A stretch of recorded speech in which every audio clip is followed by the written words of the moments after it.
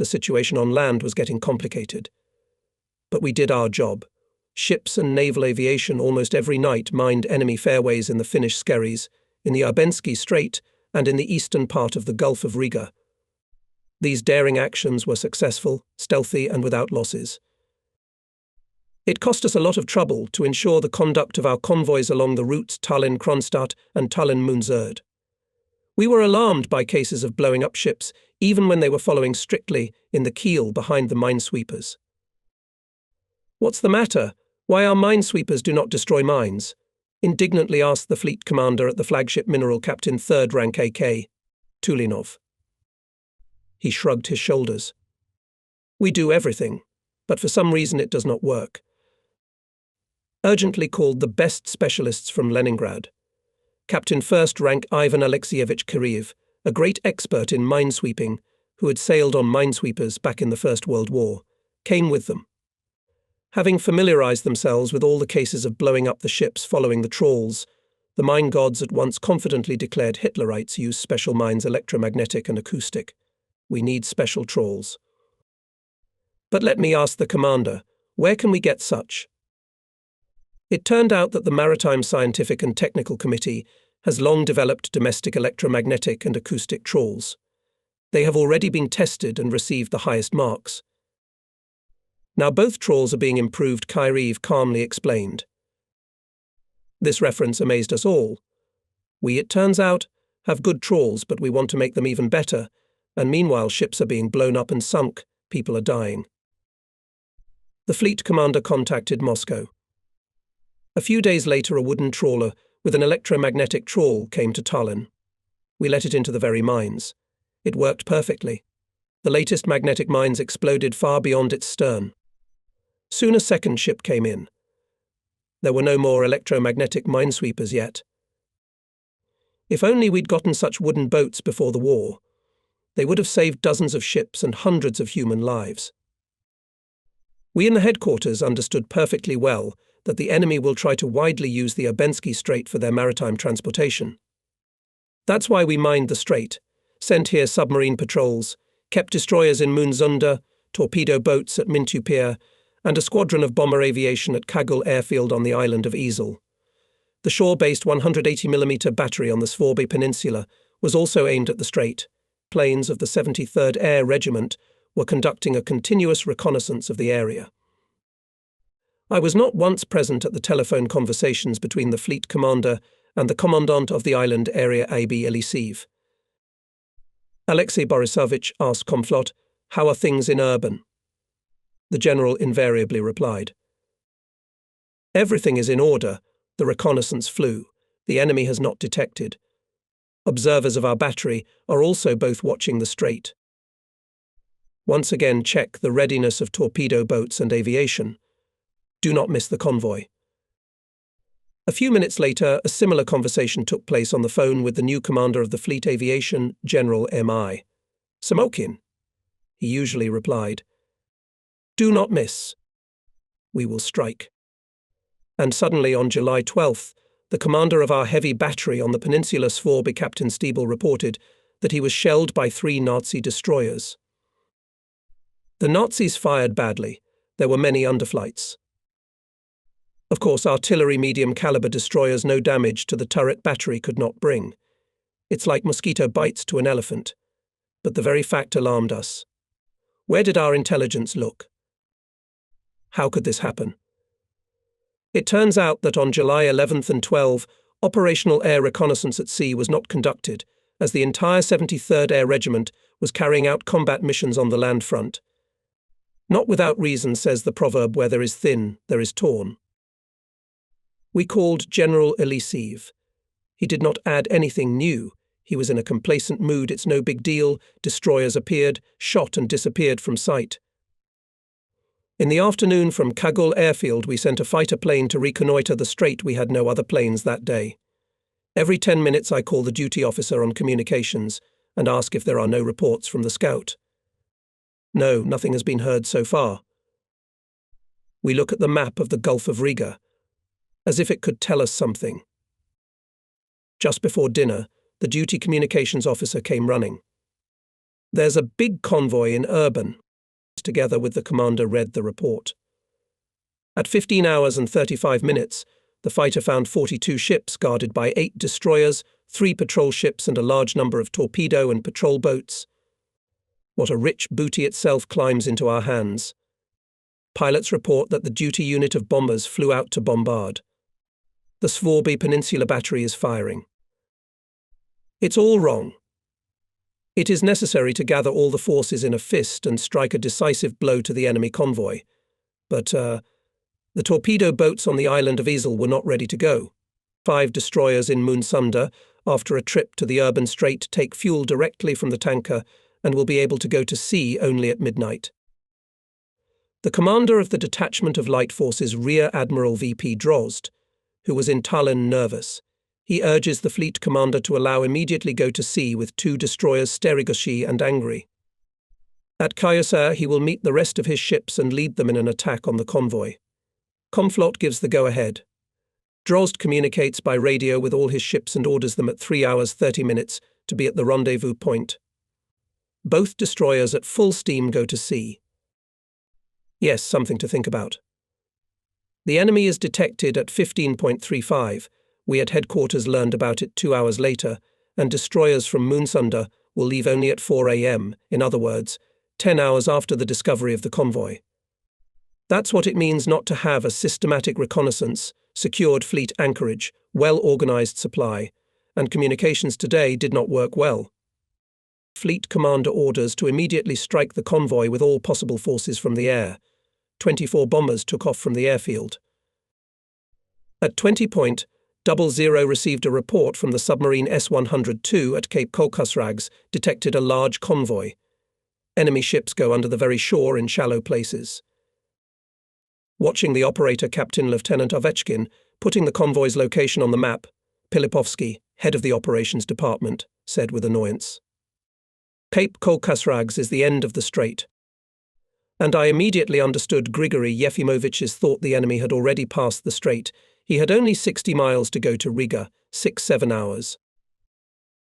Why are the hour hands moving so fast? Time had never flown so fast.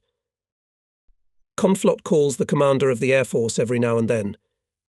"Samokin, what do you hear?" "Nothing yet. They're looking." "Where did the convoy go?" Finally, it came a report from the pilots. But one that we least expected. Our planes didn't find the enemy. The bombs were dropped on alternate targets.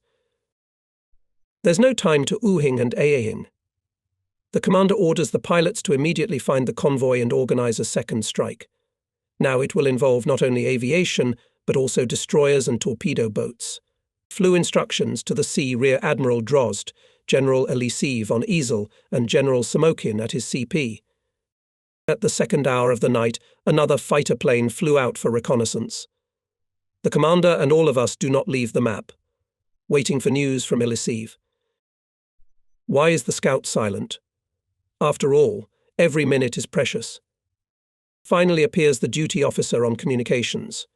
In his hands he has a telegraph ribbon.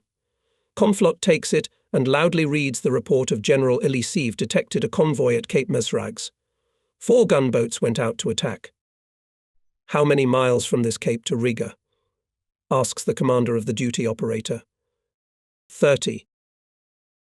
All mentally calculate, will the convoy have time to take refuge in Riga before it is attacked by our forces? And then time seemed to stumble and stretched slowly. Torpedo boats at sea. In the air bomber aviation. We're waiting for results, and still no results. Finally a call from the island of Isle. Squad torpedo boats under the command of Senior Lieutenant Vladimir Gumanenko 2 hours, looking for the enemy. Still found it, and at 4:00 in the morning, breaking through the strong guard, attacked the enemy ships. He attacked bravely, from short distances. Our boats were damaged, but managed to safely return to the base. Gumanenko reported the sinking of 2 German transports in the area of Cape Mesrags. After the boats left, the convoy was attacked by our bomber aviation. Pilots observed direct hits of bombs and the death of transports and minesweepers. The strikes were carried out in groups of 5 to 9 airplanes. In total, more than 70 airplane sorties were made. The attacks did not stop until the convoy was drawn into the western Dina. It was at 11 hours and 30 minutes, and our destroyers arrived only at 13 hours. One destroyer slipped behind the entrance buoy and fired at the tail of the convoy. After that, Rear Admiral Drozd had nothing else to do but to return to Moonsund. On this day, the Nazis for the first time suffered at sea solid losses. 3 large transports were let down, sunk and severely damaged 25 different small ships. Our pilots shot down 8 enemy planes. However, in general, the actions of our forces, we were dissatisfied. The attack would have been more successful if the bombers hit the convoy not later and before the attack boats, and in general we did not get the interaction of aviation with the ships. Poorly worked intelligence. As a result of all these blunders, some of the enemy ships reached their destination, and there was a full opportunity to send them to the bottom, every last one of them. We thought a lot about it then. Our pilots and boaters fought heroically, and it is not their fault that the case was not brought to the end. After a careful study of the events of the day, we made a number of important decisions. First of all, we tried to improve air reconnaissance of Libava, Vindava and Urbensky Strait. We also revised the communication scheme and simplified it. It was obvious that reports about the enemy should be transmitted immediately to the one who, without waiting for special instructions, can immediately strike. Under our previous scheme, reports went through many instances, and as a result we learned about the enemy last, although the organization of strikes on convoys by different forces largely depended on the fleet headquarters. July 15th. Our mine torpedo aviation put mines directly on the approaches to the mouth of the Daugava. On these mines, a few days later, blew up a large Nazi tanker. There were more successes, but they could not calm us down. Again and again at the fleet headquarters we discussed the issues of combat interaction. It became obvious that without friendly work with General Elisiv and his staff, we cannot correct the situation. I had to meet with Elisiv and talk about everything. For this purpose, on July 19th, I went to the island of Isle. By car we reached the port of Rohikul. Here we got under heavy bombardment and sat in some pit for about an hour. There was no other shelter. We could not understand what exactly the Nazis were bombing. The already destroyed port? Burnt-out wharf lines? Broken apartment houses and blown-up oil storage tanks.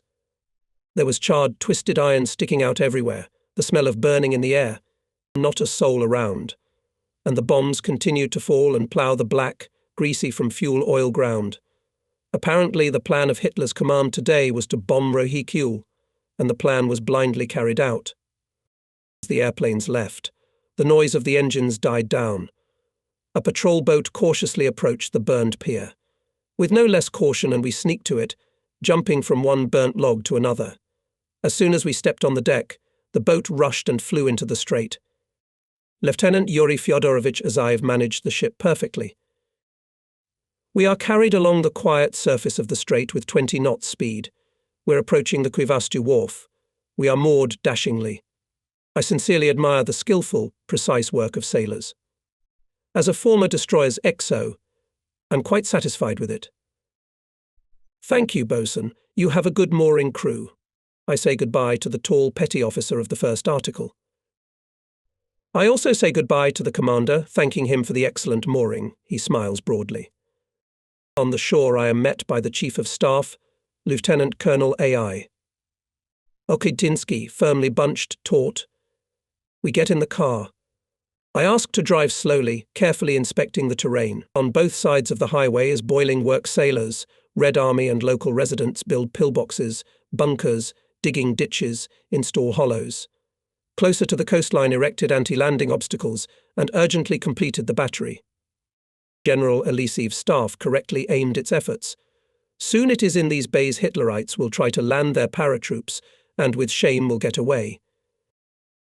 During the whole day I did not see a single person who was not engaged in matters connected with the defense of the island. The natives had organized themselves into building parties. Sailors and soldiers were bringing in and dropping off materials and engineering parts. The clanking of iron, snorting of trucks, blows of shovels and axes, and sometimes muffled explosion sappers were digging into the rocks with the help of toll. The commander of the coastal defense of the Baltic area, aka the commandant of all the islands, or, as we called him in telegrams, KRBOBR, Major General AB. Ilisiv, an old Baltic sailor Bolshevik, together with Brigade Commissar GF. Zaitsev invested a lot of energy to prepare a worthy response to the enemy. Their labour was not wasted, each island turned into a mighty fortress. The chief of the political department, Regimental Commissar LEE. Kontsov, was of great help to them. The headquarters built a good command post of the field type, with reliable protection from aviation bombs. General Ilisiv met me, took me to his dugout, where there was a small table and 2 benches. Many formation chiefs were not very clear about the staff work and its specifics. They explained all failures and difficulties by the lack of authority of their own or higher headquarters. I had already gotten used to it. No sooner had we settled down at the table than the general began to lay out his grievances. I barely had time to write it down, realizing that until he said everything he had accumulated in his soul, none of our conversations about cooperation, battle management and intelligence will not succeed. Tell the military council that I have very few field troops, not enough anti-aircraft guns, not enough small-caliber artillery to repel landings. Recorded? He asked. I wrote it down. I answer. But now all the claims have been made. I close the notebook and say, "And now, Comrade General, I have a few questions for you." And I immediately go on the offensive. Tell me, Alexei Borisovich, why did the plane, being in readiness, flew for additional reconnaissance with a great delay, only after our secondary call from the headquarters? Why torpedo boats could not go out immediately on the signal? We approached the purpose of my arrival. We began a heated conversation about the organization and management of the battle, about the interaction of forces, about communication. Brigade Commissar Gavril Fedorovich Zaitsev tried to soften the debate, to bring our points of view closer. Soon we still found a common language. In the end, it was decided the battle, striking the enemy convoy, will henceforth be commanded by one man, the commandant of the islands. All forces allocated to strike the enemy operationally will be subordinate only to him, General Ilisiv. We immediately developed the basic schemes of aerial reconnaissance, direct communication with the ships standing in Moonsunda, with submarines which were on patrol duty in urban. Zaitsev was satisfied and, treating me to tea, noted, "I see that the conference at the highest level has come to its happy conclusion." Yes, he was right. I passed AB. Elisiv's claims to Tallinn by telephone. The chief of Ria Moskalenko already in an hour telegraphed the majority of requests will be satisfied. We with Ilisiv toured some parts of the coast. There were still flaws in the anti-landing defence. The general agreed with our comments and immediately gave his staff the necessary orders. We visited batteries and construction sites. On the move, we solved urgent issues. In the evening, I returned to Tallinn. I immediately went to the operational map. I see that the front line has moved away from the city, G.E. Pilipovsky explains. Parts of the 8th Army strengthened and hold positions on the line Parnu-Tartu. During the day, they drove the fascists 20 kilometers to the south. It's quite good. And how are things at sea? The chief of the operations department takes the magazine. Yes, as if it's not bad either. Torpedo boats Captain second-ranked Cherokov and Solomatin made a successful raid and again put mines on the fairways at the Finnish base Porvo. I'm looking at the map. And what are these crosses? I ask the operational duty captain, Lieutenant Ovechkin. Usually rosy-cheeked, fresh as a cucumber, Ovechkin today something greyed, it seems, tired much, but still smiling. It is our boats, already returning. Near Carey Island met 4 enemy patrol boats. 2 of them were sunk. Their graves are marked with crosses. Comflot ordered to pass this place by control trawling, Pilipovsky adds. The enemy may have placed mines there. The necessary orders have already been given. While we were talking, the frantic crackling of anti-aircraft guns began. Shot ships and batteries on the shore. White tulips dotted the blue sky. Fighter planes were screeching. After about 10 minutes everything quieted down, only to start again soon. At precisely defined times morning and evening, an aerial scout appeared over Tallinn.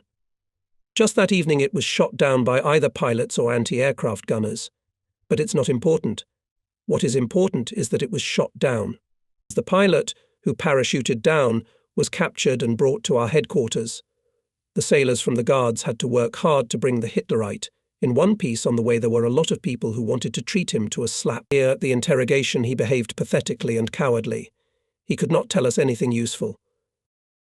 The results of the measures taken by us were reflected. All convoys in Urban were now detected in time, and crushing blows were dealt to them. Early in the morning of July 26th, the operational duty officer at headquarters reported to me. Again a convoy, but very strange, only 2 transports and guard ships 18. So the transports are carrying some particularly valuable cargo. Fleet commander, listening to the report, thought about the map.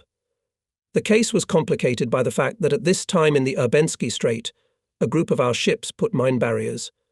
But there is no bad without good. Taught by bitter experience, we, this time, in addition to aerial reconnaissance mine laying, covered also squadron destroyer.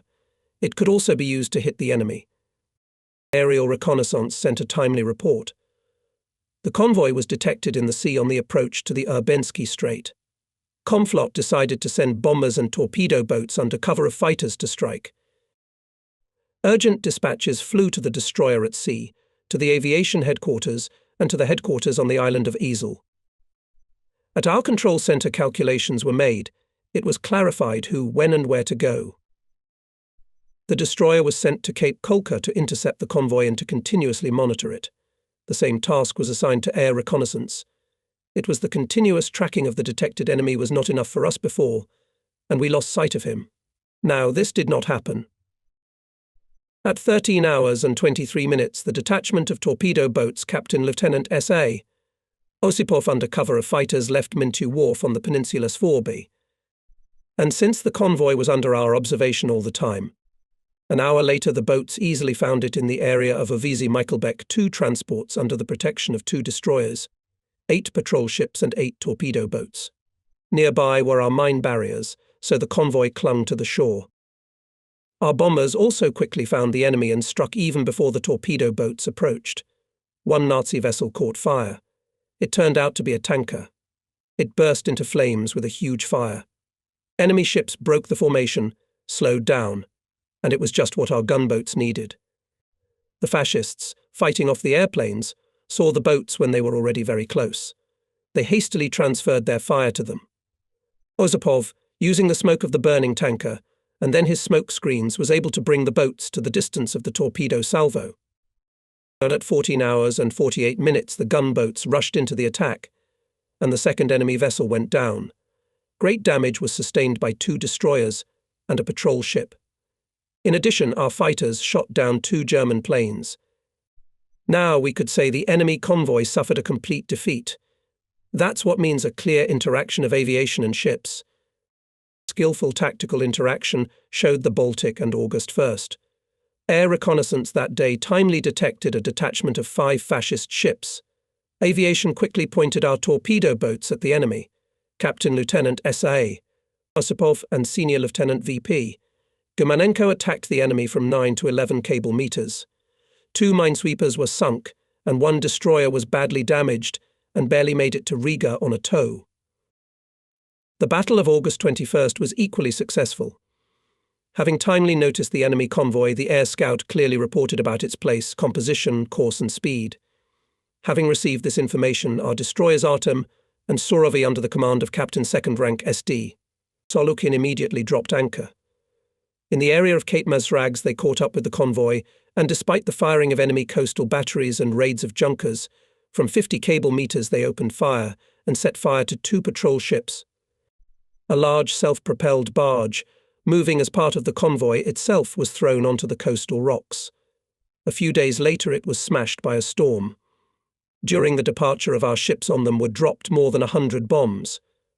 Continuously maneuvering, destroyers managed to dodge them and safely returned to Moonsund. Thus, although most of the coast of the Gulf of Riga and was in the hands of the enemy, the bay was ours. The enemy was not able to use the sea route for regular transportation and supply of his armies in the Baltic. Meanwhile, our 8th Army continued to withdraw to the northeast. The enemy on July 8th was at a distance of 60 kilometers from Tallinn. He was detained at Marjama. Parts of the 16th Infantry Division, 1st Marine Brigade, detachments of border guards and work battalions. Having created a big advantage in forces, the fascists nevertheless broke through the front and on August 7th came to the shore of the Gulf of Finland near Kunda Bay. The 8th Army was split. Its 11th Rifle Corps was retreating to the east, to Narva, and the 10th Rifle Corps to the west, to Tallinn. Communication with Leningrad we could now maintain only by sea. Back in mid-July, the Military Council of the Navy led the defence of Tallinn. By the decision of the Stavka, the 10th Rifle Corps, which was retreating to Tallinn, numbering only 11,000 men, became subordinate to the Fleet Command, and its commander, Major General I.F. Nikolaev, became the deputy commander of the Fleet for Land Defence. Work on the creation of defensive lines boiled over. It was headed by Colonel Kuzmin, a good engineer and organizer. The Central Committee of the Communist Party and the Council of People's Commissars of Estonia mobilized 25,000 citizens, all construction organizations with their equipment and materials, as well as city transport for the construction. Tallinn's enterprises switched to defense production. An Estonian regiment was formed from volunteer workers. Workers of ship repair shops built a railway battery, and the Estonian Shipping Company built 3 armoured trains. Production of 55mm mortars and mines for them was established at the Kopli factory. The Central Committee of the Communist Party of Estonia, the political department of the fleet, and all fleet political and party organizations launched a wide propaganda work. Not a step back was the motto of the leaflets issued in Russian and Estonian. There were more than enough volunteer sailors who wanted to fight on the land front, and we in the headquarters had to restrain this patriotic impulse so as not to reduce the combat effectiveness of the ships. In total, the fleet sent more than 16,000 sailors to the front near Tallinn. The total number of Tallinn garrison reached, thus, 30,000. Artillery of the fleet actively supported our infantry, fired 200 guns caliber from 76 to 305 millimeters, but they could not replace inland combat tanks, and they were not, and very little was field artillery 1, or 3 barrels per kilometer of the front, the total length of which at that time was 90 kilometers. The fighting was unequal. The enemy concentrated 5 infantry divisions near Tallinn, reinforced by a large number of tanks, artillery and aviation. We were saved by the limitless heroism of soldiers and Estonian workers. The fascists were not losing, and this meant that we, delaying them near Tallinn, grind the enemy forces and thus help the troops defending Leningrad. During these very tense days, I was summoned by the fleet commander. He was smiling. "Well, Chief of Staff, we will bomb Berlin." "Berlin?" Yes, don't be surprised." We began to develop the operation. Everything was conducted with the strictest secrecy. Our bombers DB-3 had such a radius of action that they could fly to Berlin only from the island of Isle, and there we secretly relocated 15 planes of the 1st Mine Torpedo Regiment. And how to deliver bombs and gasoline to the island? We decided to use minesweepers, but there was a fear that the enemy would intercept them on the way. Someone expressed a bold idea to send ships without any security, as they usually go, checking the fairways. All responsibility for the secret loading of barrels of gasoline and air bombs was assigned to the Chief of Staff of the Kronstadt base, Captain 2nd Rank FV. Zuzulia. Only a few people knew about what was on board the minesweepers. Even the duty service of the headquarters in Kronstadt and Tallinn were not privy to this secret. Operators watched the passage of minesweepers, not even suspecting what a responsible task these small ships perform. Time stretches slowly. We, of course, do not sleep. At night, the operational duty captain 3rd Rank VI, Andreev, came to me and said, "I do not understand anything. Fleet commander has twice called me with a map and was interested in these 2 minesweepers. Now you ask, what's the matter, Comrade Chief of Staff? We have minesweepers every day." I don't remember exactly what I answered Andreev and whether he was satisfied, but the questions about the place of minesweepers he was asked at night more than once by Conflot, me and the chief of rear, 3 people who knew what the matter was. And when I finally read the report of the minesweeper commander Senior Lieutenant N.S. Dibalov in the morning at 8.00 gave anchor, it seemed to me that I even heard the rumble of the anchor chain in the distant bay of the island of Ezel, and this rumble was sweeter for me than any music. The second minesweeper patron was also safely brought by the commander, Senior Lieutenant MP. Efimov. Everything was done secretly and in time. And on the night of August 8th, 15 heavy planes took to the air. They were commanded by the regiment commander, skillful pilot Kol. Preobrazhensky, his navigator, was Captain P.I. Koklov, group commanders Captains V.A. Grekishnikov, I.Y. Efremov and M.M. Plotkin. They flew in very difficult weather conditions, first over the sea, then over the enemy territory. The pilots appeared minute by minute exactly according to the plan over Berlin, shining with myriads of lights, and dropped bombs on military facilities. They accomplished their task and returned safely to the airfield. The raid was completely unexpected for the Nazis. The raids continued in September. During the first 9 bombing raids, our pilots dropped 311 bombs. This was our answer to the Hitlerites' attempts to bomb Moscow. It was also the answer to Goebbels' propaganda, which had long ago proclaimed that all Soviet aviation had been destroyed. The strikes on Berlin were of great importance. The fascists were persistently climbing towards Leningrad and Moscow, and at the same time Baltic pilots were bombing the fascist lair itself. While we reach Berlin by air, but in time we will get there by land. Joyfully, said our people. The strikes on Berlin gave new strength for the long and difficult struggle. We warmly congratulated the pilots on the awarding them the title of Hero of the Soviet Union. And the situation near Tallinn worsened day by day. The troops were fighting hard, exhausting battles. We had no reserves. Ammunition was running out. In the air there was an unrelenting rumble of artillery cannonade. On August 20th, the fascists across the front went on the offensive against the city. Fierce fighting did not stop day or night. In these most critical days there was a meeting of the Military Council of the Fleet. It was clear that we have little strength. To contain the enemy, we decided to use all the reserves. In particular, we sent to the front all the employees of the Pubalta, political workers of coastal units and institutions of the fleet. So we recruited more than 200 people. It was a huge force. Their authority, the ability to inspire and lead people, rectified the situation in many areas. The former professor of the Leningrad University Regimental Commissar Orest Veniaminovich Tsiknovitsa went to the front line. We used to know him as a man of extraordinary erudition, an excellent lecturer.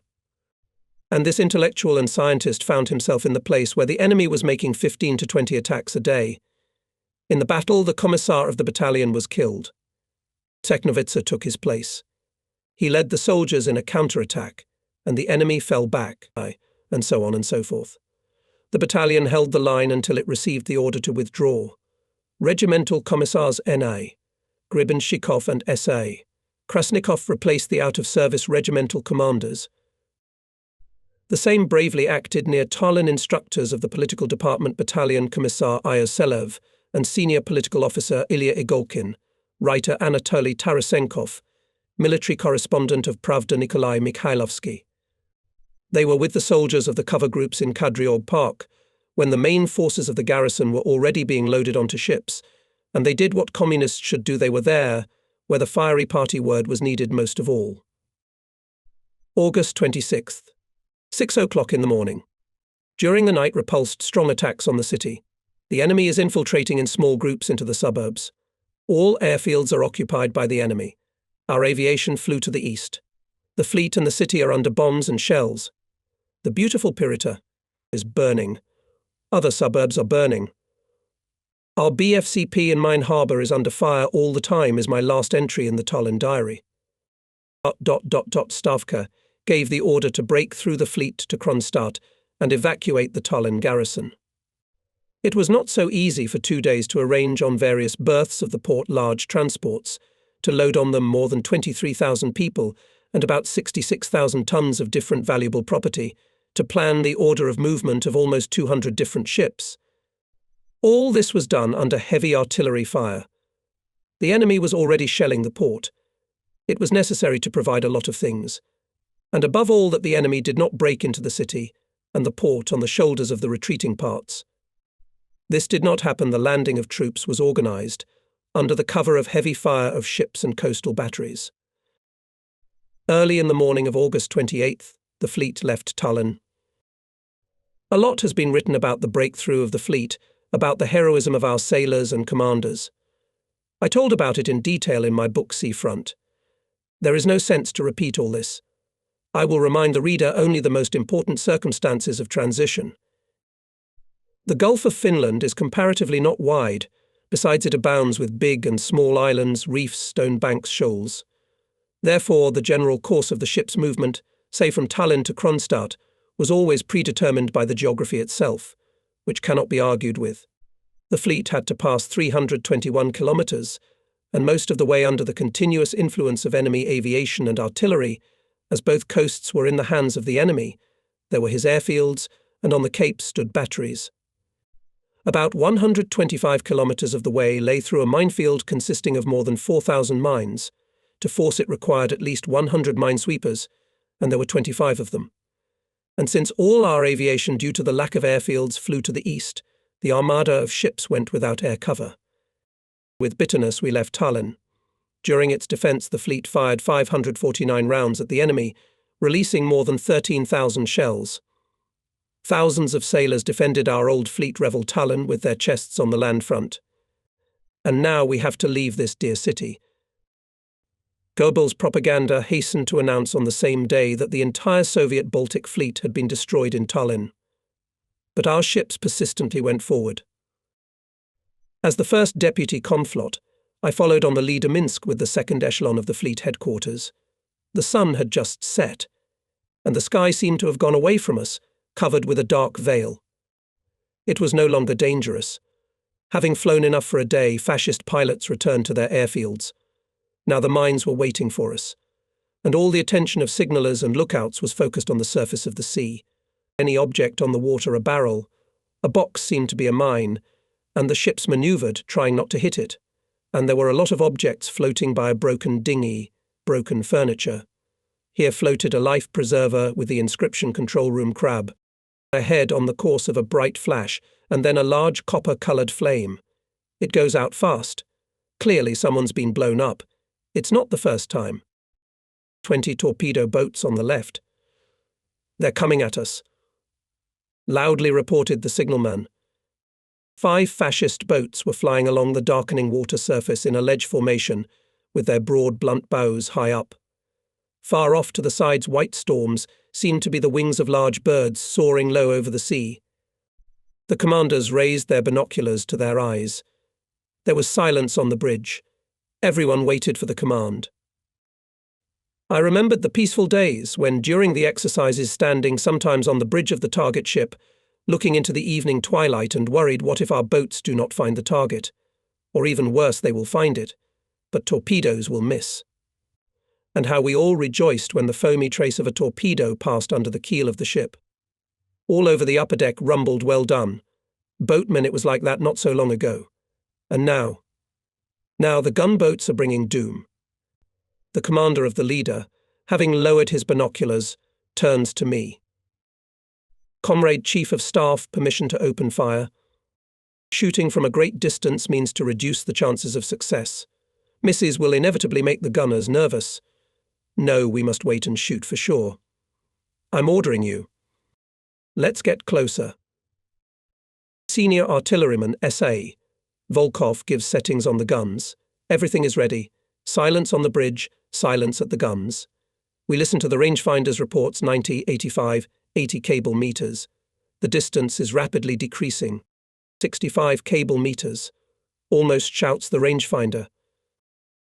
I wave my hand, and at once the leader's 130 clicks rang out. A couple of minutes later, the guns of the destroyer Soon, which was coming to our keel, began to talk. In peaceful days, when guns opened fire during exercises, we usually plugged our ears with absorbent cotton. Admittedly, like many navigators, I was not particularly fond of artillery firing. How welcome the deafening salvos seemed to me now. I stood not far from the cannon. The shock wave was hurting my face, but I kept my binoculars on, watching only the boats. Underflight. Again underflight. And why are the guns firing so slowly? The artilleryman calmly gives commands. Well done. And the Nazi boats are still coming at us. They're about to fire torpedoes. The commander of the ship, Captain Second Rank PN. Petunin is already commanding watch the torpedoes carefully, but his words are drowned out by a powerful twin explosion. Black chips are flying in an orange cloud, all that is left of the boat. Where are the others? Blinded by the flash of the explosion, we don't find them right away. Surrounded by the bursts of our shells, they flee hard to the north. Hurrah rumbles through the ship. We're not the only ones shouting. Hurrah comes from the destroyer soon, people on its deck waving their hands, marveling at our victory. Joy reigns on the ship. Only talk about the boats driven away. After all, they were carrying 10 torpedoes. This would have been enough not only for our Minsk, but also for our neighbours. Soon the joy is again replaced by anxiety. We were surrounded by the night, dark and damp. Every now and then we hear the sound of explosions. It's the ships bumping into mines. We're anchored, and the mines, torn off the mineshafts, float and float. Black in the dark water, they are distinguishable only when they come close to the board. Never forget the fearlessness of our sailors. Seeing a mine approaching, they throw themselves into the cold, gloomy water and with their hands pull the terrible horned ball aside. There were cases when, finding themselves in the water after the loss of their ship, sailors held on to the mine for hours and swam with it, warning of the danger to other ships. In this heroism and laid the foundations of our coming victory. On August 29th at 17:00, the warships of the Red Banner Baltic Fleet anchored at the big Kronstadt roadstead. The very next day, the powerful guns of the fleet crushed the fascists who were tearing towards Leningrad. Army and navy units that arrived from Tallinn went to the land front and joined the ranks of the heroic defenders of the city of Lenin. The fascists were capturing our bases, and we were forced to retreat together with the army. But the German fleet never ventured into the waters of the Gulf of Finland to support their army. The Nazis solved the maritime problems of the war by land forces. Our navy and army have always acted shoulder to shoulder. And now, coming to Kronstadt, the fleet was entering a new stage of the struggle with the Nazis, joining the direct defence of Leningrad. The situation on the land front was very difficult. On the Karelian direction, the enemy, having broken through the front, was advancing on Leningrad. We left Vyborg. Ships of the Skerry detachment provided active fire support to our land units. Powerful guns of line ships, the famous Fort Krasnaya Gorka and other forts of the Kronstadt fortress, as well as ships standing in the Neva River and the Neva Bay, were firing at the fascists. The rumble of cannonade did not subside day or night. The fleet formed from its men marine rifle brigades and immediately sent them to the front. But the enemy pressed on. In the offices of the darkened headquarters stuffy, I signed the documents for another mine laying on the approaches to the coastal flanks of our armies and went out into the headquarters garden to breathe the night coolness. However, almost after me from the door of the headquarters flew out of the Arrow Petty Officer First Article Ivakin, my orderly from the beginning of the war. Comrade Chief of Staff, you are urgently required by the fleet commander. Jumping up the stairs, I ran upstairs. Conflot is leaning over a land map. The front headquarters received information that our 2 infantry divisions retreating from under Vyborg are surrounded and now with difficulty go ashore in Koivisto Bay. The fascists are pressing them to the water. There's no communication with the divisions. They are somewhere here. Vice Admiral drew a pencil on the map, a large circle between Koivisto and Maxlati. Is that clear? Admittedly, there was no clarity, and I was in no hurry to answer. Conflot continued. The front commander ordered to gather both divisions in Koivisto and urgently deliver them to Leningrad by sea. This operation is entrusted to you. Is that clear? Yes, sir. The task is clear. I could only reply. The task was indeed clear, but where the divisions are it is not clear at all, because the whole coast is occupied by the fascists, and what forces the enemy has there, We do not know. So it is possible to fall into the clutches of the fascists. We estimate we'll need 6 to 7 big transports. We still need to find them. I agree with my assistants that I and the task force immediately go to Koivisto to clarify the situation on the spot, and the transports will come there later. I put the management of preparation and dispatch of ships on my new deputy FV, Zozulia, who became captain of the first rank. The difficulty was that almost all the transports that came from Tallinn needed repairs.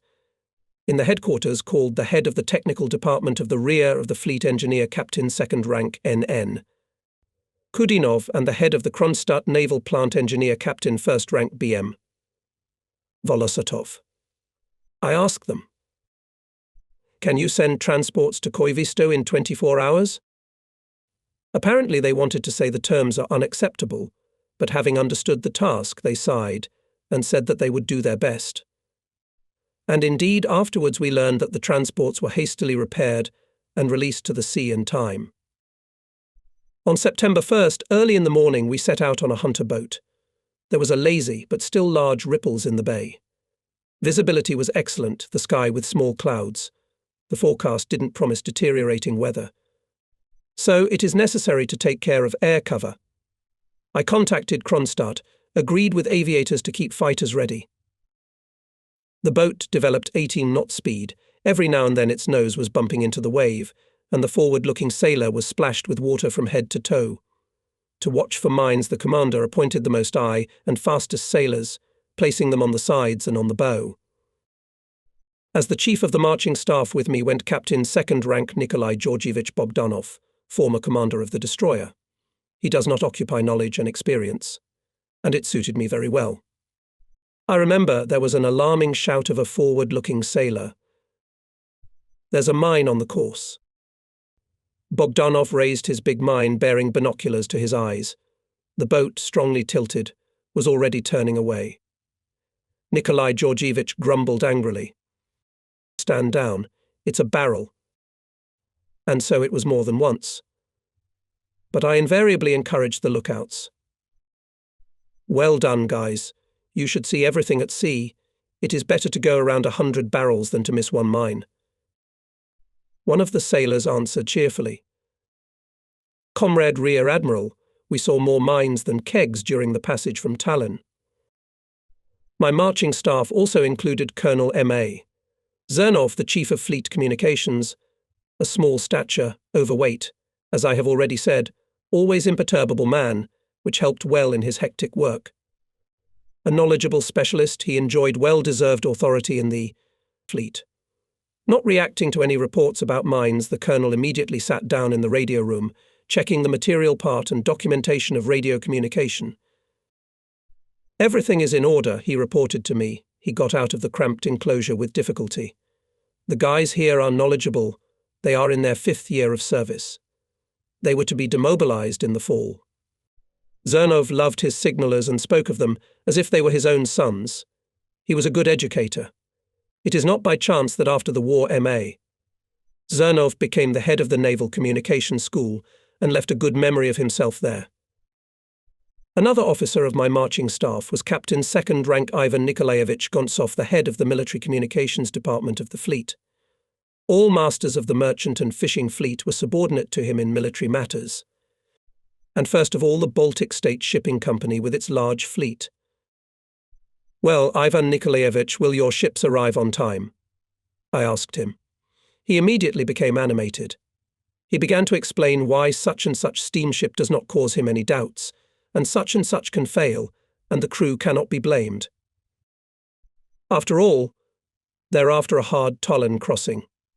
You understand? We are on the traverse of Störsudden lighthouse. The observation post quickly responded to our call signs. "That's good, it means the enemy hasn't gotten here yet. We're clinging to the shore. It looks completely deserted. Not a soul near the rare houses. North of the lighthouse is also unusually dead. The Björksund Strait is extremely picturesque.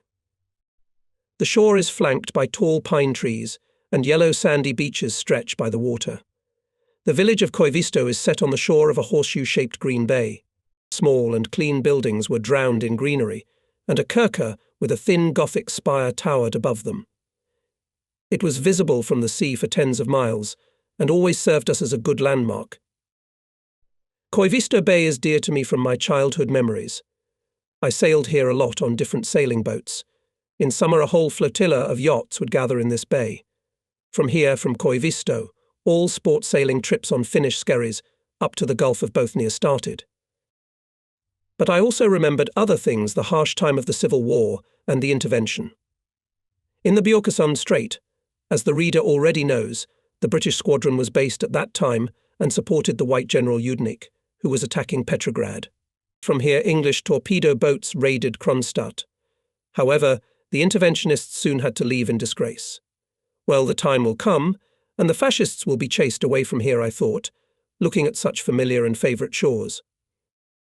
On the roadstead of Koivisto stood 2 of our gunboats, armoured boats and landing barges of the Skerry group of ships. It was quite an impressive artillery force. The gunboats had 130mm guns. From the commander of the Skerry's brigade, Captain 3rd Rank Lazo, we learned that the personnel of the Vyborg fortified sector of coastal defence and a special detachment of sailors covering the withdrawal of 2 divisions from Vyborg had already been delivered to Bjorki Island, and a circular defence had been established there. Captain 2nd Rank Bogdanov contacted the commander of the artillery division. Batteries were ready to cover our transportation with fire, but no one knew where the fascists and our troops were.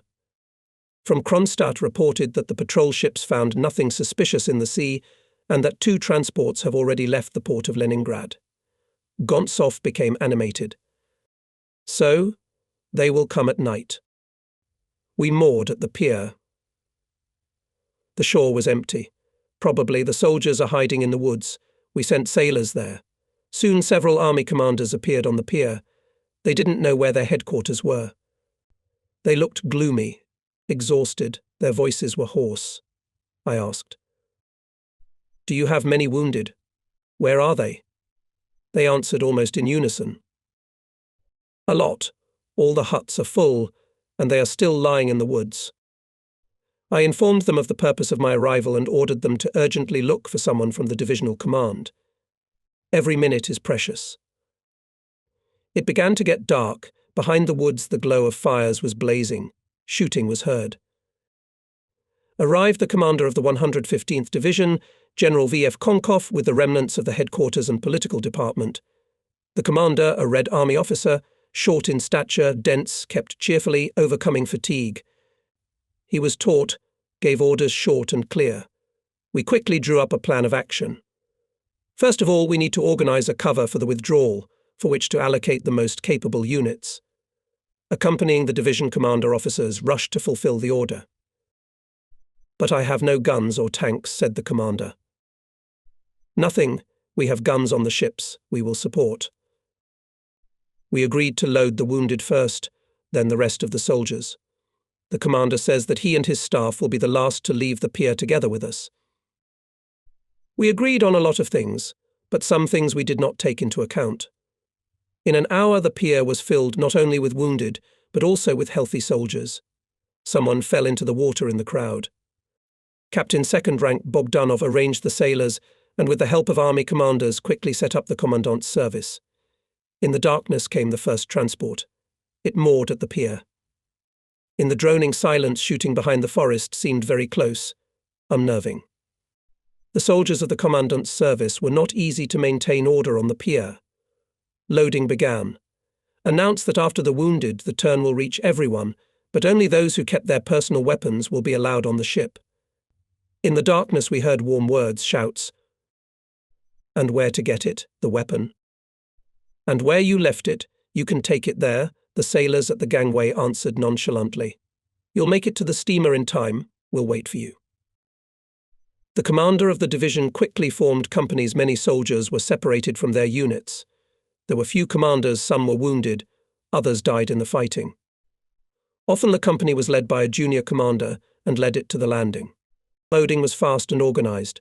Sometimes even heard jokes and laughter, and away from the pier huddled gloomy soldiers, those who were without weapons. I approached them. "Comrade Admiral, we have not lost our weapons for good. We are not to blame, we were in battle. I felt sorry for the boys. I was about to allow them to land when 2 or 3 of them rushed into the forest. Soon they came back with a machine gun or a rifle. I remember a young fighter running, catching up with the company going to the pier, and shouting, "Brothers, I've got a ticket for the steamship," and shows a machine gun, although without a disc. The transport is already full. But where is the second one? Gontsov is nervous. There are still thousands of people on the shore. And suddenly I receive a report at the entrance to the Byorky Strait the transport exploded on a mine and sank. We were getting discouraged. Captain First Rank Zojuli's radiogram cheered us up another transport was sent to replace the lost one. At night it moored at the pier. Quickly load it too. The commander reported that with darkness the fascists weakened the pressure from the front. Suspicious maybe they're bypassing the bay. I proposed to finish the evacuation before dawn, before the enemy reconnaissance flew in. But the third transport, the largest, turning around at the roadstead, ran aground. The captain demands tugs. Ivan Nikolaevich Gontsov rages on the bridge of the ill-fated steamer, but the captain is adamant give him a tugboat, and basta. We had to send Bogdanov to help Gontsov. Bogdanov had a short conversation. He simply told the captain that in 3 hours the fascists would be here, and that he did not intend to give them the ship, and therefore the transport would have to be blown up. The captain did not expect such a turn of events, and asked for at least some boat to be able to anchor. The boat was found, and by dawn the transport stood at the pier, taking another regiment with equipment. The captain personally supervised the loading, hurried the soldiers and himself placed them in the holds and cabins. During the night other transports came up and took the soldiers without delay. In the darkness we did not dare to go to sea, we were afraid of mines. We stood on the roadstead. When it dawned, machine gun and rifle shooting intensified in the forest. Ships' anti-aircraft guns slammed a fascist reconnaissance plane was circling above us. We did not wait for him to call his bombers. Requested the promised help from our aviators. Soon 2 of our fighters appeared, chased away the scout and began to patrol over the raid. How happy everyone was at once. This is a great thing, support from the air. The transports quietly dropped anchors and left the bay. Gunboats were docked at the pier. Their task is to take on board the covering units. Waiting. And the pier is gradually filling up with civilians. They are peasants from the surrounding villages, already occupied by the enemy. Our Tallinn experience told us that it always happens like this. New passengers appear at the last minute. And you can't leave them here. We must take them. The last transport has disappeared behind the cape, and armoured guard boats are rushing after it. And women with children and old men are coming out of the forest. We take them on board and make them comfortable. At last the Red Army men in sweat-wet uniforms showed up. Some of them are wounded. On fresh bandages, scarlet blood. These are the soldiers of the cover. Sailors help them climb on deck. The shore is deserted. Overcrowded cannon boats are letting go of their moorings. "Well, Admiral," as if everything is in order, says the division commander cheerfully. Leaving a few boats just in case, we also give the moorings in the evening. Just turned around, we see a big dog rushing along the shore.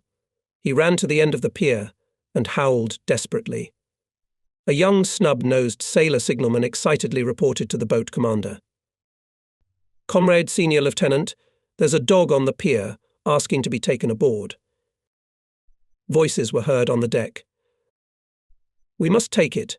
It's our dog," from the canal boat. We had to go back to the pier. From a distance of a few meters, the dog jumped on the boat's tank. He squealed with joy and caressed every sailor. "You won't, bitch, go owel," joked the soldiers. We're sailing through the strait. All around is silence. Here comes Stir Sudden. We raise our call signs. We've been carrying them for 5 minutes. No answer. Zernov is nervous. Are the slackers asleep? It can't be. An experienced senior enlisted man is there. We come a little closer. Suddenly a white pillar grows not far from us, and a sharp clap is heard. A shell of relatively small caliber, either a field gun or a tank. At the same time a machine gun rattled. Everything is clear. The communication post and the lighthouse are occupied by the fascists. The boat rushed away from the shore and lay on the same course. We heard the signal dinner for the crew. The XO invites us to the wardroom. The guests were let forward. They hardly mastered the narrow vertical gangway. "Comrade Admiral," exclaimed the division commander, looking around the cramped but cosy cabin. "Yes, you have here, as in a good restaurant. And we can't remember when we had a normal lunch, and we haven't seen hot food for a long time." Hearing this, the messenger sailor treated the greying commander and his companions with special, I would say, filial affection. The table was set in the usual ship's manner: white tablecloth, cutlery, glasses, and a decanter with vodka, according to the wartime ration. As they say, the dinner was held in a friendly, cordial atmosphere, and, I note, with repeated addition of our Navy borscht. We overtook all the transports. On their decks there is no place to fall an apple. The soldiers had been through a lot for the last days, and still the cheerful harmonics were heard from the ships. Here it is, unbending, unflappable, our Soviet soldier. Kronstadt from the sea seemed a grandiose ship coming at us. It lit up with bright flashes. The heavy guns of the northern forts were firing on the Karelian Isthmus, and battleships and cruisers were hitting the area south of Oranienbaum. On our right, the guns of Krasnaya Gorka were pounding heavily. On both banks in the enemy's position fires were blazing. Black smoke was rising high up the wall. In the air there was a silent rumble. The fleet was crushing the fascists, helping their army. The commander and I stood silently on the deck. "Great firing, Kronstadt," he said with admiration. "And a deep faith was in our souls. All failures are temporary. The time will come, and the enemy will be defeated." From under the very nose of the fascists, the fleet transferred 27,000 soldiers to Leningrad. It was a great help to the front. In total, more than 28,000 people were evacuated from the Karelian Isthmus together with the wounded and civilian population. There was nobody left in Koivisto. The last boats came to Kronstadt without passengers. September 1941 was tense for us. The fascists were tearing towards Leningrad. 400 barrels of naval artillery of caliber from 152 to 406 mm helped our infantry to repel enemy attacks. And not only by the fire of naval guns we assisted our valiant army. In September, about 30,000 more sailors went ashore to the new naval brigades being formed. In total, 83,000 Baltic sailors fought on the shore. On September 4th, the fascists began daily shelling, and from September 8th, an aerial bombardment of Leningrad. September 8th is also considered the first day of the blockade, because the Germans captured Schlisselburg, and thus the encirclement of the city from the land was completed. We had only one way to communicate with the country, through the stormy Lake Ladoga. The first raid of fascist aviation was hard for Leningrad. The enemy dropped 6,327 incendiary bombs. They caused 178 fires in different parts of the city. A lot of destruction was also caused by 48 high explosive bombs, each weighing 250 to 500 kilograms. With a heavy heart, we looked from the headquarters tower at the flames raging over Leningrad. One after another we heard explosions. Our native city was burning.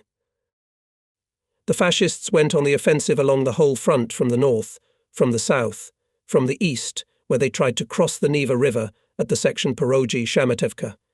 With great difficulty, all these attacks were repulsed. The fascists hysterically yelled that the Baltic fleet of the Russians no longer existed, and the Swedish press, with the calmness of an outside observer, reported on the appearance of Soviet submarines near Tallinn, near the island of Somers. And it was true, the M97 and M77 had gone to sea from Kronstadt for reconnaissance. By mid-September, the fascists had broken through to the shore of the Gulf of Finland in the area of Peterhof-Strelna.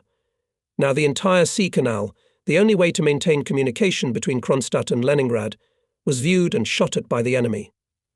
A new complication was created for us. Back in August, our aviation put mines on narrow Finnish fairways in skerries according to a specially developed plan. Torpedo boats also put mines according to the same plan. And here, in the hard days of September, the commander of the fleet aviation, General Samokin, calls me on the phone. "What, you do not congratulate the aviation? because on our mines blew up and drowned the Finnish coastal defence battleship Ilmarinen. On the same occasion I was approached by boatmen. They were convinced that it was their mines that killed the battleship Ilmarinen near Ute Island. We argued for a long time, though the argument was pointless. The mine was primarily ours, Baltic, and it worked well.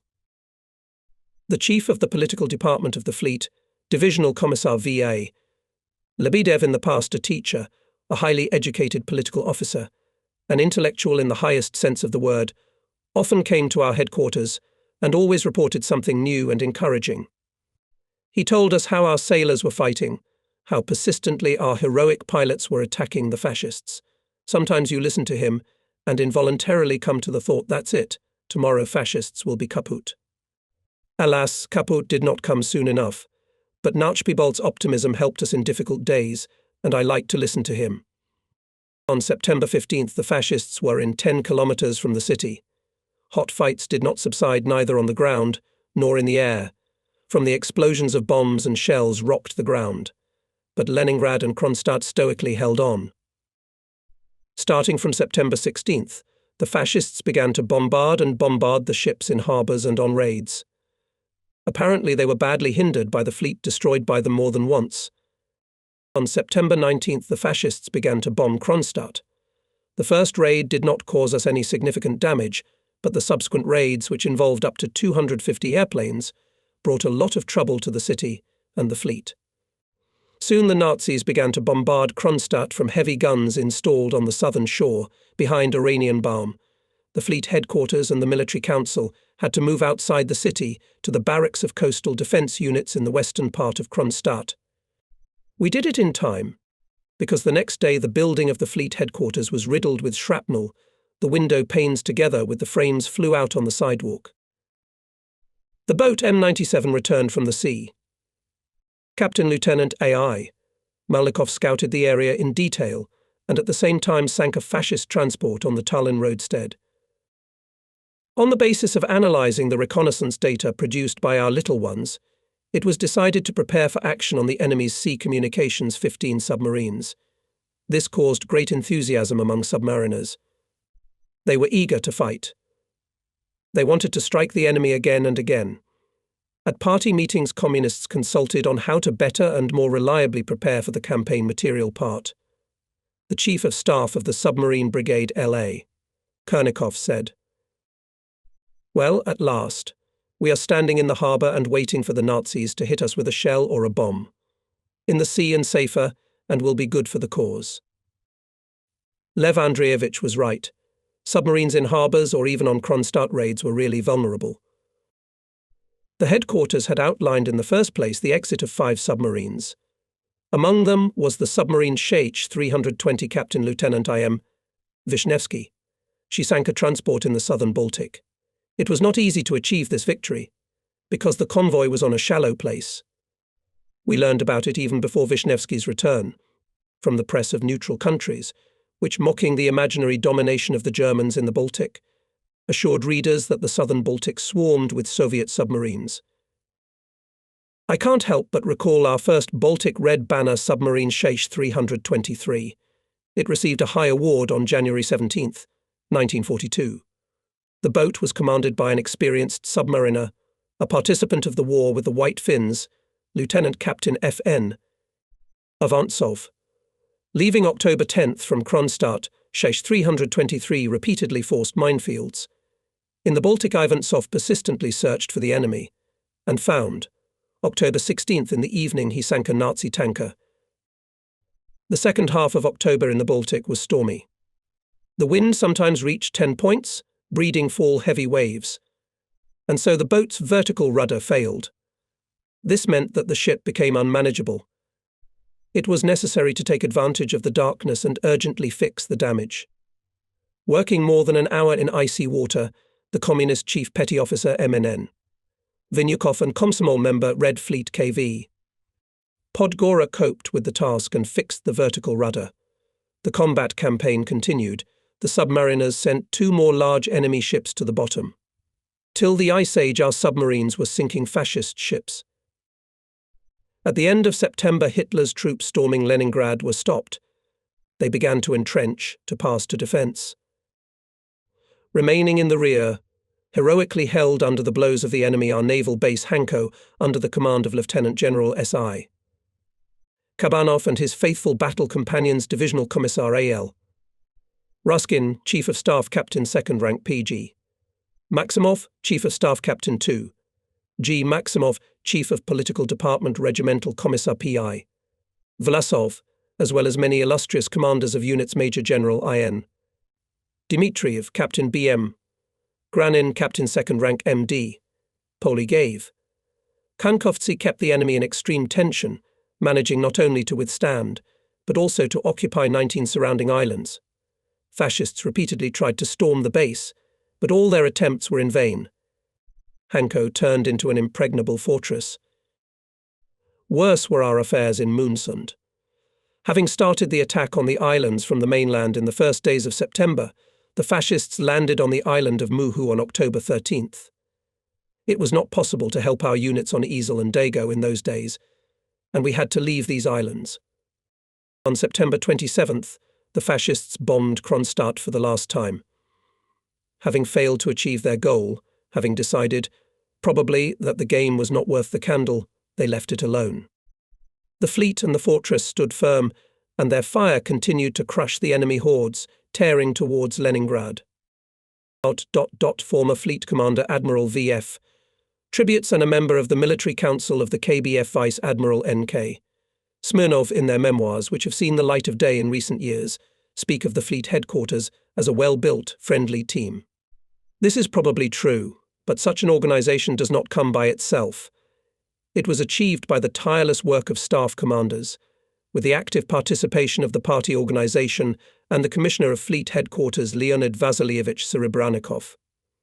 He appeared in the most intense period of the defense of Tallinn. Always taut, with a firm, balanced character, Leonid Vasilievich began not with criticism and denial of everything that had been done before him, as it often happens, but very tactfully and imperceptibly entered the course of our life.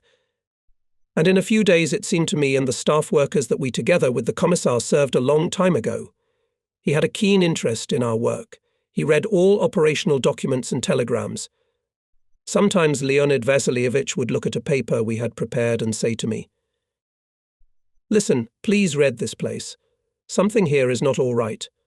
I reread the document, found a flaw and gratefully accepted the Commissar's remark. It is known that any forced withdrawal under the onslaught of the enemy generates neuroses in all levels of leadership, and especially where there are unstable, irascible people. Serebranikov in any situation was firm, cool-blooded, and his calm judgments quickly extinguished the flashes in the sun. Remarkable qualities possessed our Commissar of the Staff. It is not by chance that a year later he received a new high appointment. He became the head of the political department of the Ladoga military flotilla. We had to pay a lot of attention to Ladoga. Ladoga military flotilla was subordinate to the commander of the Baltic fleet at that time. Battles were already going on the shores of the lake. The enemy ring around Leningrad was closing. Communication with the country was maintained mainly only through Ladoga. Back in the summer, the Baltic fleet sent to Ladoga 6 gunboats equipped from self-propelled shalloons, which used to carry the soil raised by dredgers. These vessels of displacement up to 1,000 tons and with a speed of no more than 7 knots were armed with 300mm or 230mm guns. In addition to the cannon boats, the fleet transferred to Ladoga patrol ship Perga, minesweepers, converted from small and not very seaworthy tugboats, such as Iziorets, and other small ships. The oldest Baltic destroyer Sibirski Strelok, left from the First World War, rearmed and renamed now as Kronstadt, has been preserved on the lake. At first the flotilla did not have its own aviation and anti-aircraft units. There were a lot of things to do. The rear base of the flotilla in Schlisselburg was being created anew, but it was soon under attack. The 4th Marine Brigade was urgently formed from sailors, parts of which entered the battle on the outskirts of Schlisselburg. The northern detachment of ships of the flotilla, it was commanded by Captain 3rd Rank EIT. Salagin evacuated Leningrad women and children, wounded soldiers, brought ammunition and replenishment to our fighting divisions, supported them with their fire. Salagin, now Captain 1st Rank, Doctor of Naval Sciences, once told me. You can imagine we had to drive the ships through skerries between islands already occupied by the enemy. You go through a narrow, straight silence. And suddenly from both sides frantic machine gun and mortar fire. Where to go? One way out forward, full speed. We shoot back from both sides. And then there's aviation. Fortunately, the Germans didn't bomb badly. Finally, we've skipped the strait, we hurry to the shore, and there are German tanks. Our artillerymen engage them in a duel, drive them into the forest. And passengers are already waiting for us on the Cape. No moorings. We stick to the shore, lower the gangways and take on board women and children. And all this in full view of the enemy. Every voyage was expensive, but still, we saved thousands of people. In one of the voyages, Saladin and his navigator Popini were wounded, but remained on the bridge until they brought the ships to the base. More than once that fall Ladoga landed paratroops in the rear of the fascists. Not all of them were successful, but they kept the enemy in constant tension and already played their role. Battles for Schlisselburg broke out. The city was defended by units of the 1st NKVD Rifle Division, 1 battalion of the 4th Marine Brigade, and small units of the flotilla. The fleet supported them by the fire of ships standing on the Neva. On September 6th, Nazi bombs destroyed the flotilla headquarters building. Management of ships and units was broken. The headquarters crossed to the right bank of the Neva River in the area of Osinovets Lighthouse. On September 8th, our troops left Schlisselburg. The fascist troops tried to develop the offensive. They were stopped by the fire of our ships and coastal batteries. The ancient Russian fortress Oreshek on a small island was on the enemy's way. The scarlet flag continued to fly on its tower. Here fought 350 infantrymen and sailors. The main firepower of the fortress was an artillery battery led by Lieutenant P.N. Kochenenkov and political officer A.G. Morozov, 2 76mm guns and 3 40-50 guns. Oreshek was 200 meters from the enemy. Tens of thousands shells and mines fell Hitlerites on heroic garrison, destroyed all buildings. But the fortress lived and fought, holding back the onslaught of the enemy. From Smolny they were always asking how things were going with cargo transportation through Ladoga. The city had 14 days' supply of flour, 7 days' supply of fuel for tanks and aviation. Ships, having overcome 115-kilometer way across Ladoga, stood in the roadstead. There were no berths. Cargo was ferried to the shore by boats under bombardment and shelling. The Military Council of the Leningrad front made a decision to urgently build berths and railroad lines to them in Osinovets and Morgy bays. Construction units of the Leningrad front and the Navy were urgently transferred here. The deputy commander of the Ladoga military flotilla for transportation, Captain First Rank N.Y. Avramov, supervised the works. At the same time, a new navigable fairway was laid from Osinovets on the western shore to Chernaya Satama Bay on the southern shore. In Chernaya Satama, a shallow bay large ships had never visited before. The fleet sent to the lake its hydrographers headed by Captain 3rd Rank G.I. Zima. Within 3 days, Lieutenant E.P. Churov and his subordinates made measurements, circled the fairway, along which the first barge with evacuated workers of Kirov plant was brought to Chernaya Satama from Osinovets by the minesweeper TSH-37. The new highway went into operation. In those days I visited the lake. It was buzzing. Black clouds carried low over the water. The whole shore was in foam. But from the Osinovets roadstead there was a scraping sound. A dredger was working. I was told that it was commanded by an old riverman, NNN. Portnov. Bajameister at him IX. Gusev. They dredged the approach fairway to the piers under construction. They worked in a storm and wind. In peacetime, in such weather, no dredger went into the lake. Nikolai Yulovich Avramov was in charge on the shore. He and I were old acquaintances. In the 20s we served together on the Black Sea. He had a very colourful appearance. His face was framed by big, thick sideburns, just like a skipper from an old sea novel. Nikolai Yulievich, an experienced sailor, back in 1912 graduated from the Marine Corps, sailed a lot, participated in the First World War, near Riga led a company of sailor scouts in battle, was wounded. When he was cured, he went back to the Navy. In the first days of the revolution, the sailors of the destroyer Lieutenant Ilyin elected him commander of the ship. In Soviet times, he became a teacher. In the Navy, all knew him as the author of wonderful textbooks on marine science. But the war began, and the scientist again became a combat commander. He commanded a military flotilla on Lake Peipsi. Now he's fighting on Ladoga.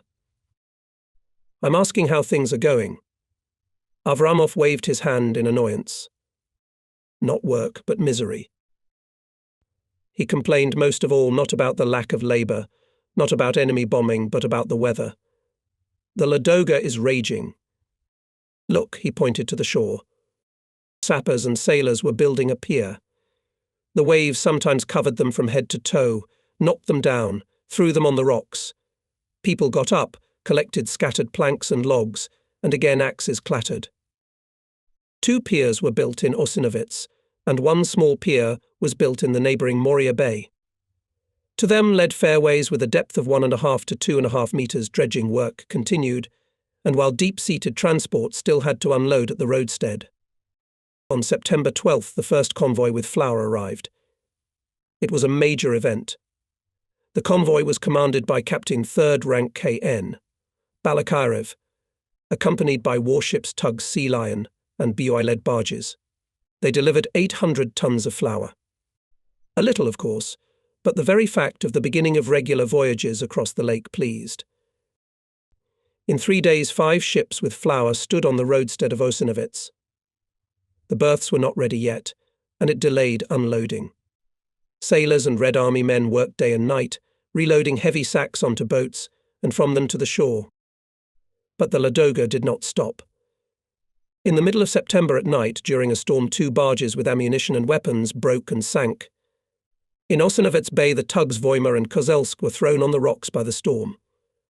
The barges were partly smashed, partly scattered on the lake. The old flat-bottomed steamer Sum, already during the war elevated to the rank of a minesweeper, was ordered to rescue people from the barge in distress.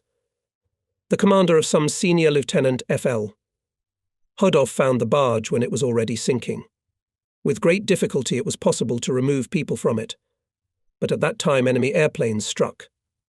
The only anti-aircraft gun at the stern of the minesweeper opened fire. Commodore Nikolai Abakumov and his comrades forced the junkers to turn away from the combat course, but new planes came. The bomb hit the ship. Wounded Commander Abakumov and his subordinates Shurigin and Spiridonov continued to fire. Then our fighters came up and drove away the fascists. But the ship was sinking, despite the efforts of sailors. The gunboat Nora, sent to help, did not catch the minesweeper afloat. Fortunately, many sailors and Red Army men were saved. The storms continued, but caravans with food and ammunition were coming and going from Novaya Ladoga to Osinovets, and on the way back they carried evacuated inhabitants to the rear. Together with military sailors, watermen of the Northwest Shipping Company fought on Ladoga. Tugboats Oral and Nikulias under the command of Captains M.D. Erofiev and I.A. Mishenkin successfully made dozens of trips with cargo and people. The crew of Nikulias consisted mostly of girls. They were not inferior to men in courage and diligence. Leader Kobrina, Olga Patukova, sisters Kiselevs under shrapnel and bullets put towing ends on barges, helped the wounded, put out fires. Yes, everyone was a hero on Ladoga.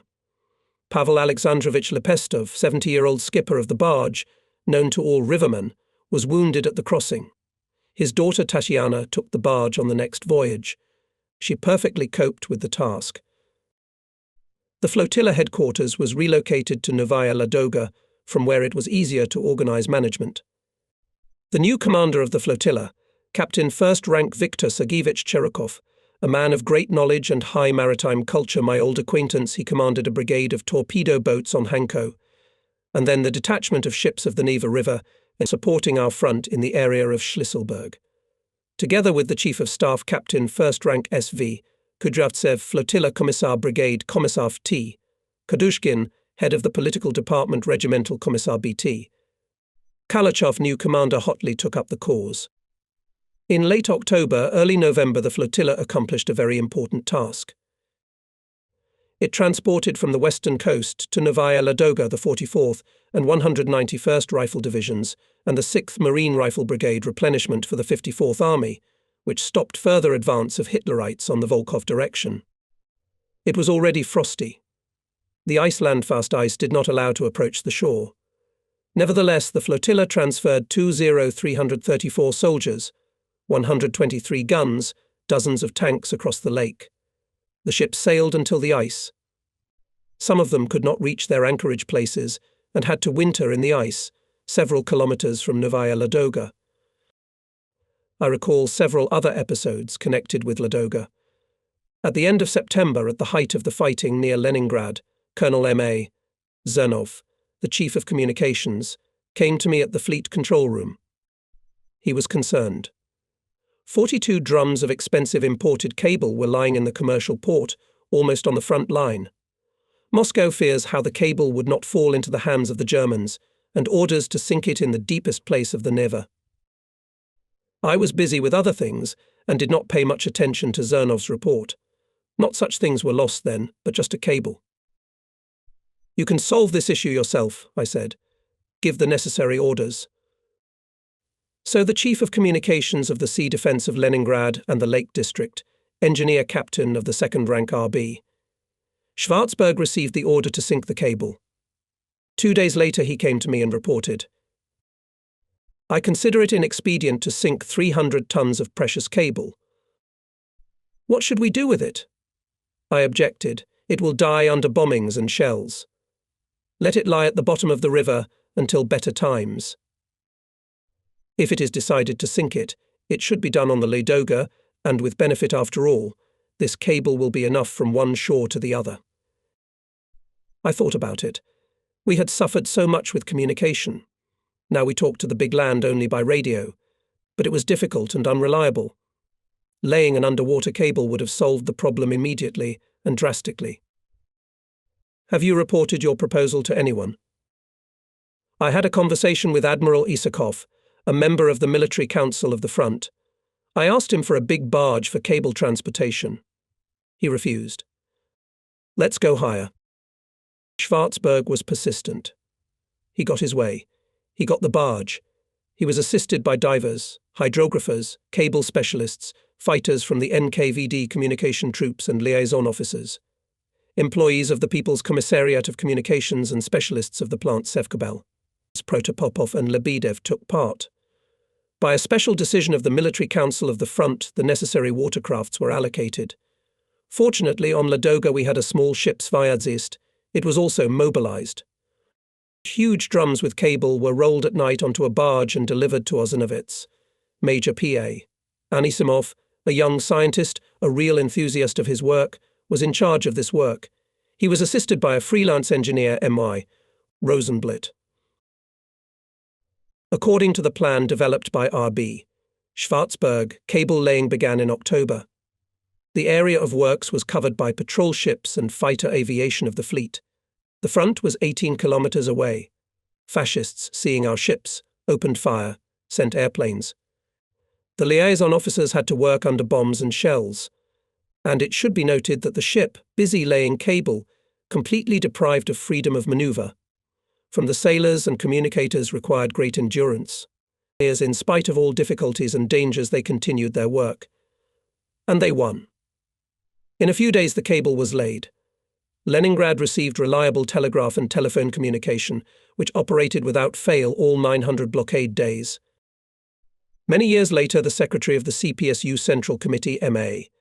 Suslov, will say at the solemn meeting on the occasion of awarding the Leningrad region with the Order of Lenin, "An integral part of the heroic epic of the defense of Leningrad was the organization in incredibly difficult conditions of regular communication between Leningrad and the country through Lake Ladoga. In the most difficult moments of the blockade, Leningraders did not feel themselves torn away from the motherland. The experience of cable laying came in handy when, by the decision of the front headquarters, a pipeline was laid along the bottom of Lake Ladoga to supply the city with fuel, and an electric cable to transmit power from the Volkhov hydroelectric power station. Sailors, including fleet hydrographers Lieutenant Captain P. Ivanovsky, Lieutenants A. Anishchenko and A. Namjalads took part in these works. The most difficult time for us came when ships stopped sailing along the Ladoga, and there was no ice road yet. All hopes were on the air bridge. The headquarters of the Fleet Air Force was then located in the Admiralty building, where the headquarters of the Leningrad naval base was located. I often had the opportunity to visit the commander of the Fleet Aviation Major General Aviation Michigan Samokin and his Chief of Staff, Colonel D.I. Surkov. From Surkov I learned that back in early October, the State Defense Committee decided to organize the supply of food and ammunition to Leningrad by air.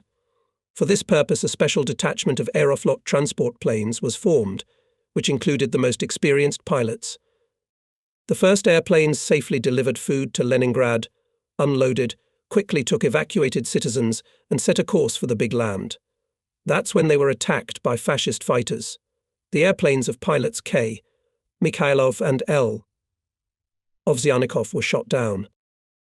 The wounded pilots showed exceptional courage, reached the shore and landed their machines on the ice. The lives of dozens of people were saved. The pilots were flying without cover. Each flight could have been their last. But they flew. The pilots took 3 tons of cargo instead of 2 tons. In a day they made up to 6 flights. There were women among these heroes. The commander of one of the heavy airplanes was pilot Olga Losikova. The air bridge operated until the end of December, when the traffic on the ice road of life was restored.